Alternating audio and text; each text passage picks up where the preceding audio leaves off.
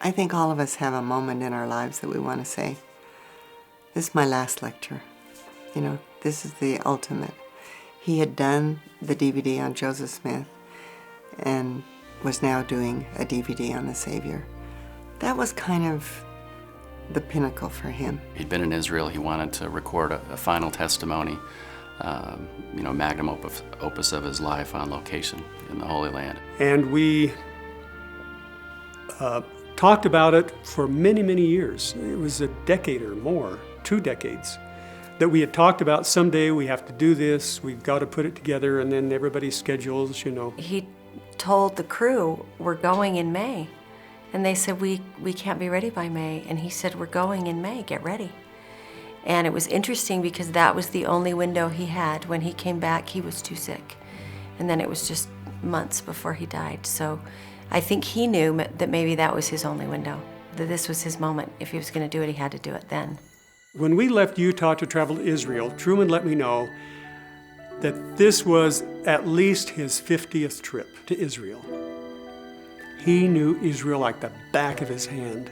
To my perception, he started going to the Holy Land because he loved the Savior and because it was where the Savior was. The metaphors of Christ's life are alive and well in Israel today.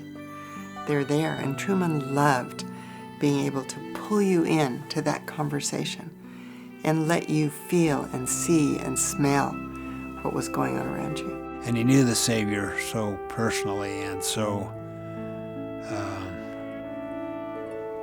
he connected to him continuously in almost any situation that he was in. We sang O Little Town of Bethlehem on the Hills of Bethlehem.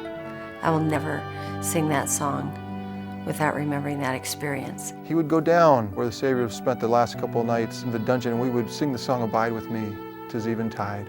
I remember the loneliness of it and the spirit of that song and the feelings that you felt there and the closeness you had.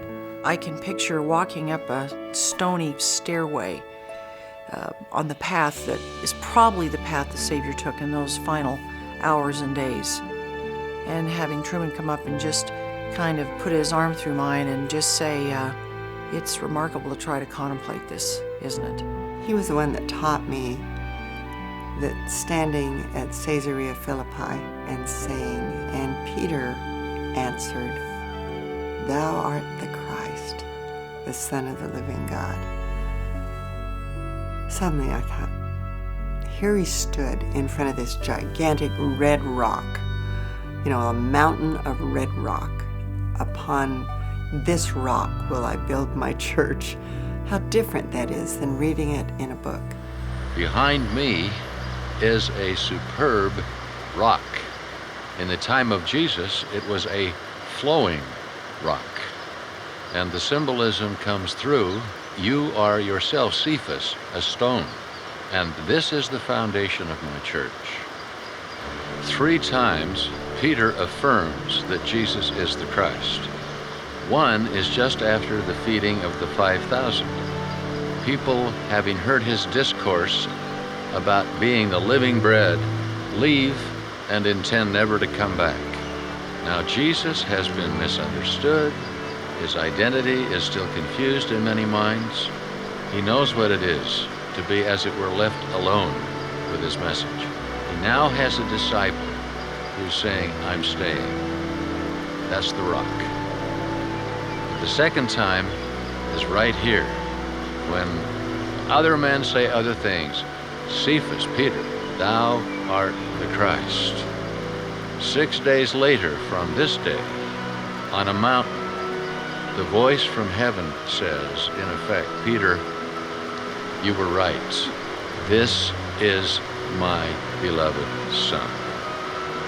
And these 3 are the cords that hold Peter close to Jesus for the rest of his life. His mastery of the history and the geography and the doctrine and the theology, and his love, his passionate love for the Holy Land couldn't help but inculcate the same kind of feeling in you. And so my love of that birthplace of so much of our gospel tradition, I owe to the power and the teaching and the infectious energies of Truman Madsen.